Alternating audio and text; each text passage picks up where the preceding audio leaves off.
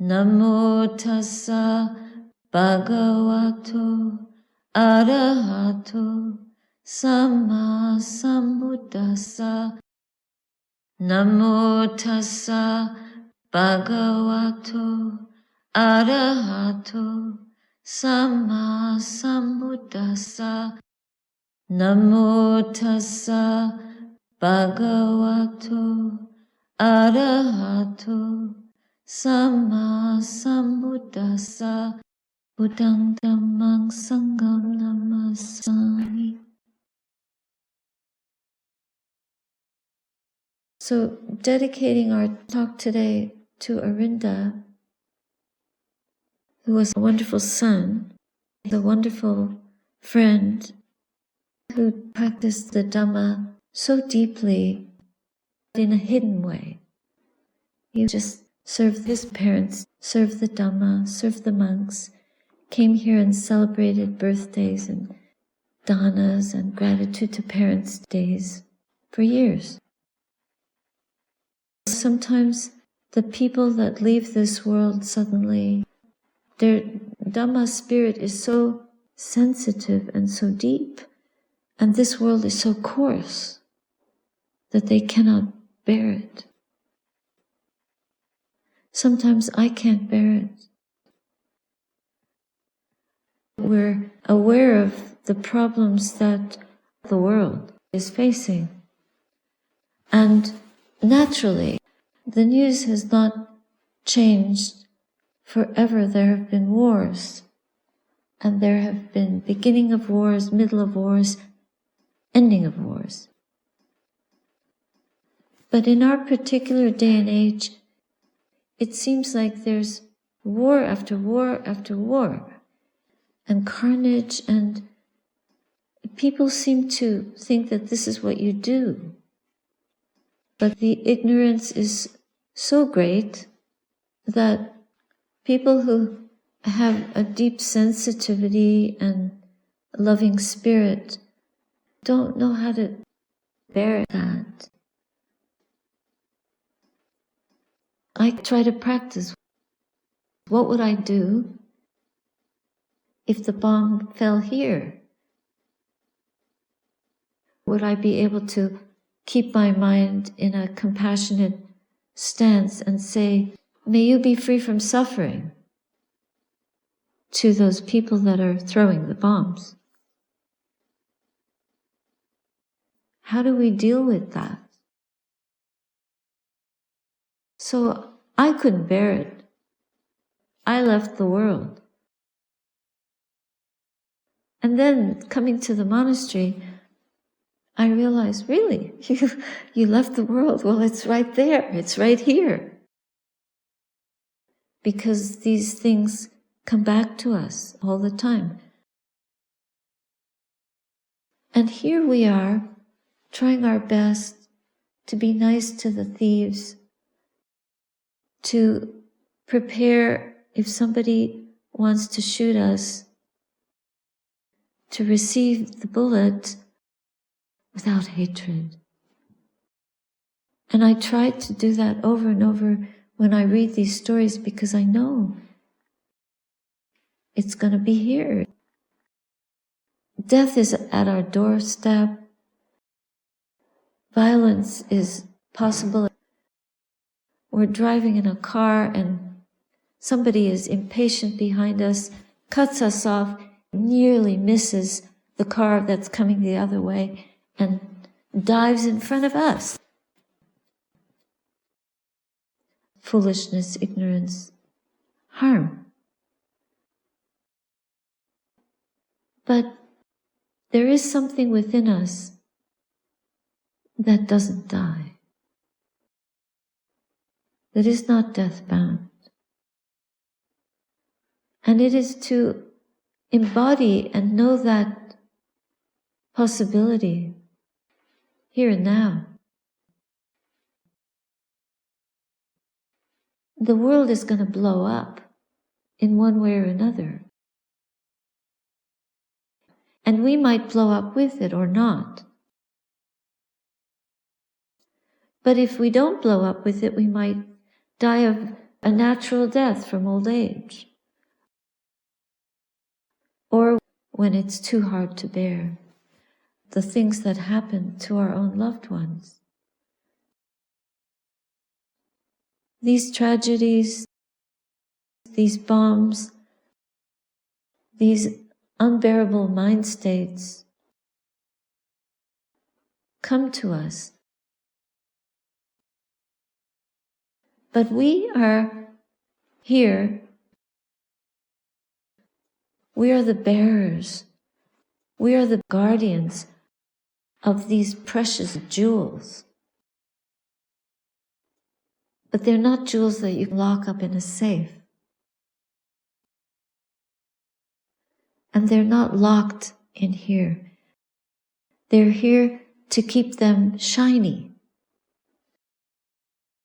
And to keep them shiny, we have to be incredibly courageous.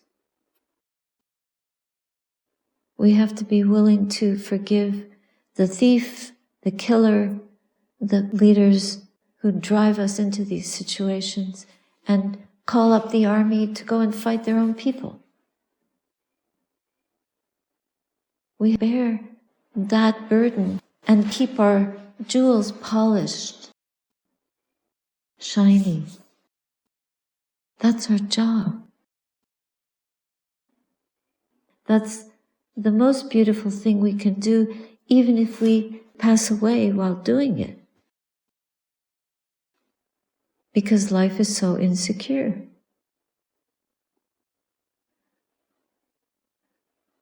When I was reading one of these stories in my kuti,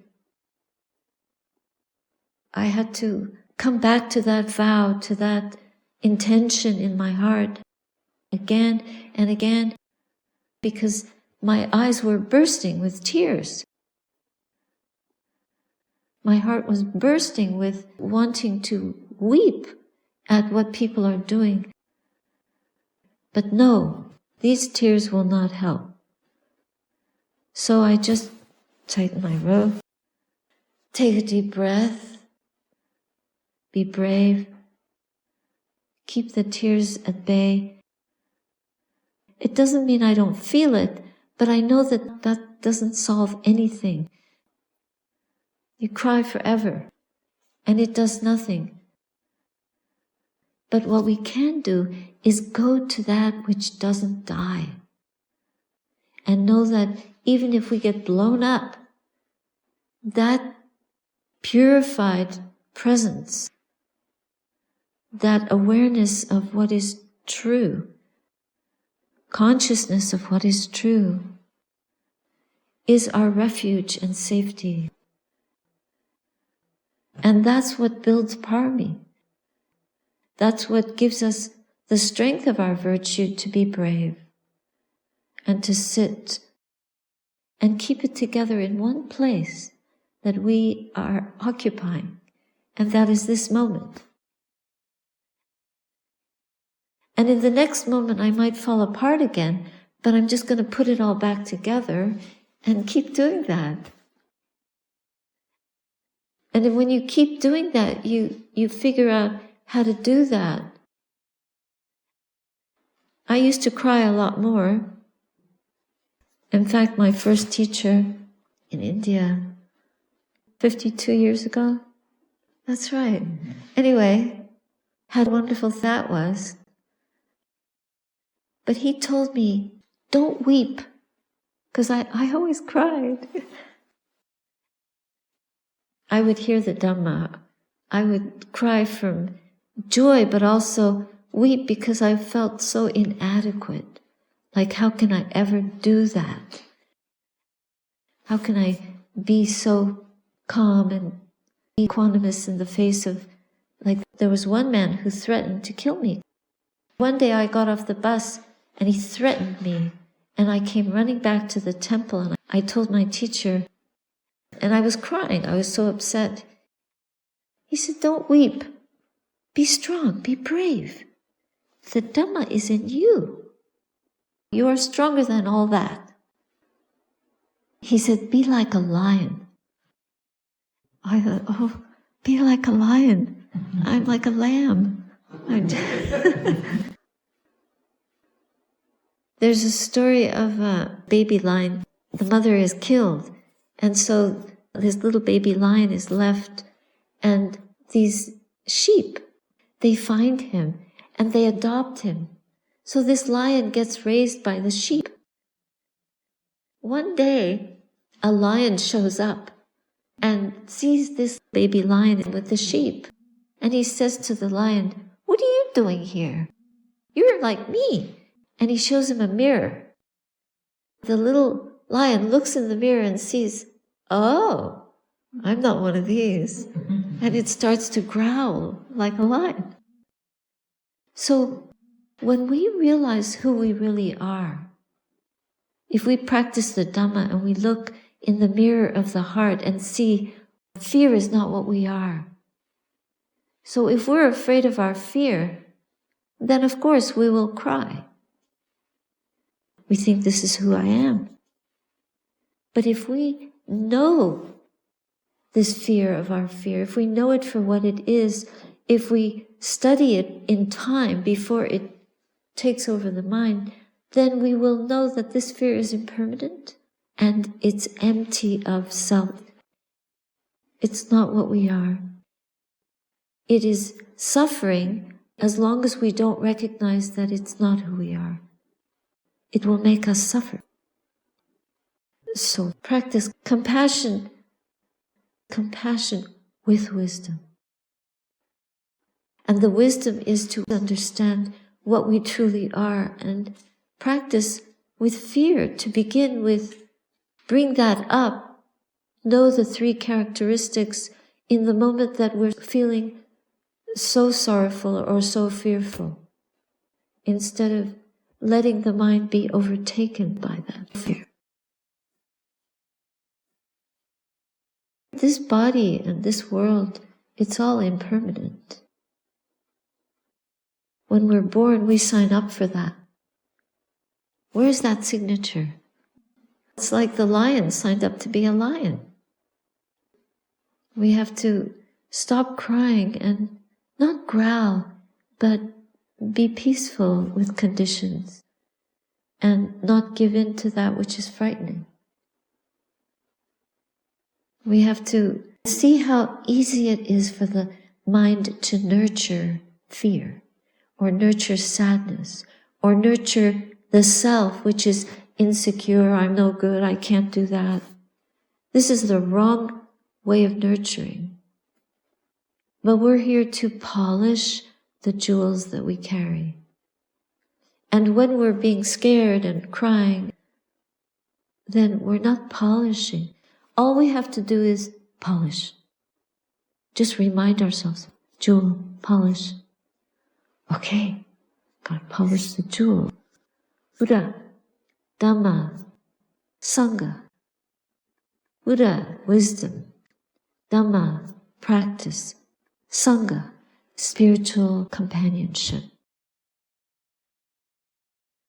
Practice in your own lives where you have to meet things every day that are just burdens. They burden the heart. They knock us down. They cut our hearts out. How do we face that? How many lives have we lived? How many children have we lost? How many parents have we lost? How many times have we had our throats slit? We keep coming back for more. But if we polish these three jewels again and again, then we won't have to come to worlds like this and suffer in these ways. That's the freedom, that's the possibility, the freedom from fear, from anger, from greed, from delusion, from worldly violence, from the inner violence of the unenlightened, unawake mind. Because the human mind is capable of creating weapons of mass destruction. But the human mind is also capable of nurturing human enlightenment for human beings. That there is nothing to destroy except our ignorance. The weapons only come from ignorance and multiply it. But the weapon that we have is love. Not everybody is going to get it, but they will get it. We will try to offer it. Even if people cannot receive it, we still try to represent and present that love through our own conduct. Our conduct in speech, our conduct in actions, our conduct in the ways we think, and in the ways we live, and in the ways we love.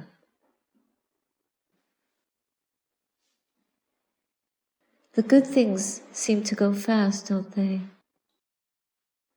And the hard parts seem to go on forever.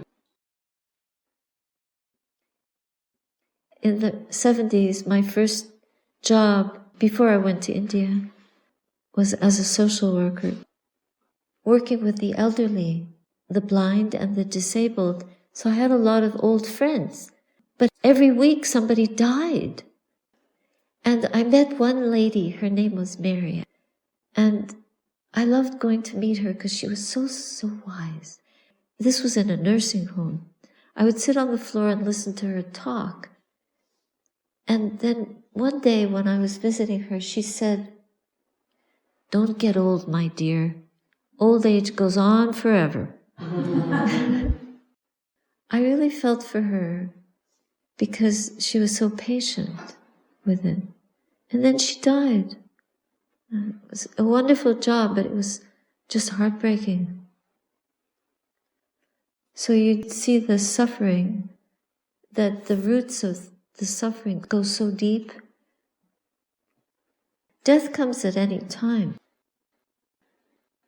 The practice of equanimity is recognizing the delusion of fear, anger, hostility, resentment. These come from delusion. And when the heart is ruffled, you're upset about something, that's not equanimous. But when the wind dies down and the leaves stop rustling and everything is quiet, it looks very equanimous. And we hope that our mind will become quiet like that when we practice. But if somebody comes in the door and starts shouting, what will our response be?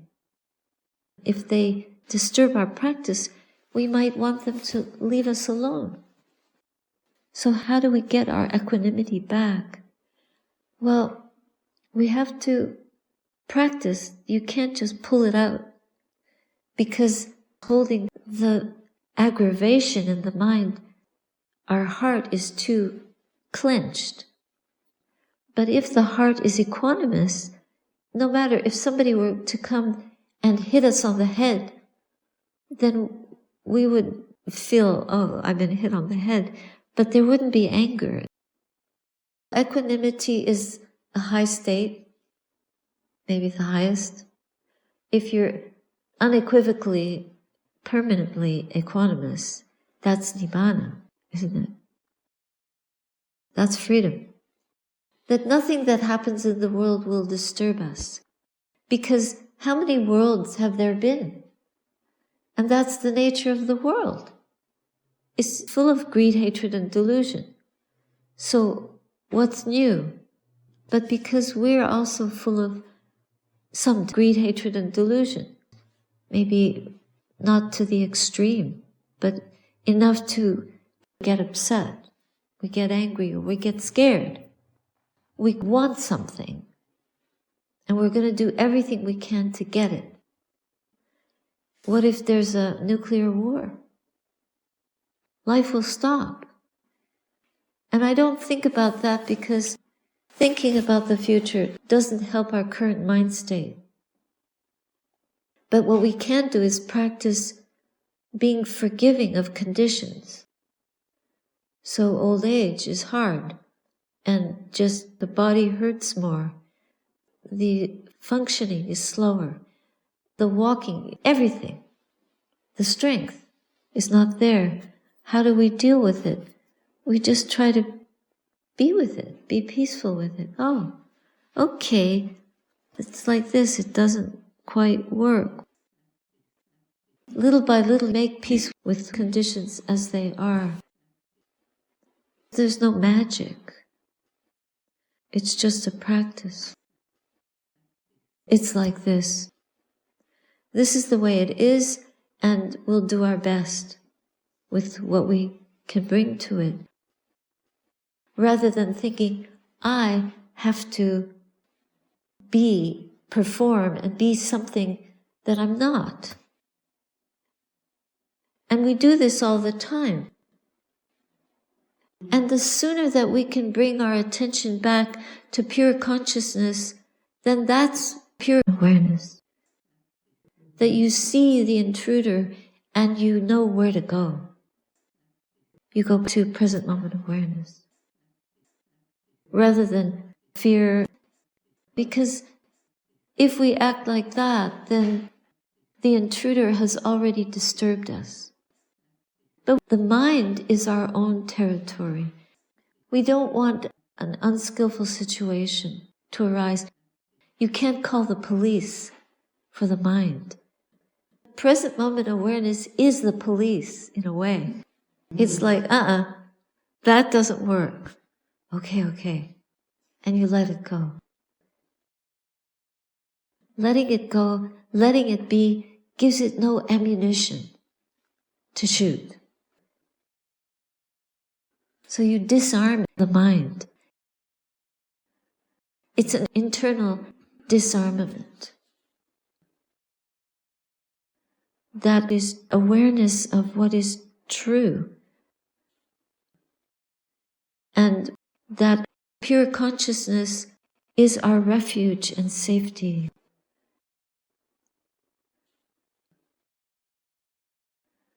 Santamayam Dhammakataya Sadhu Karanta Dhammase Sadhu Sadhu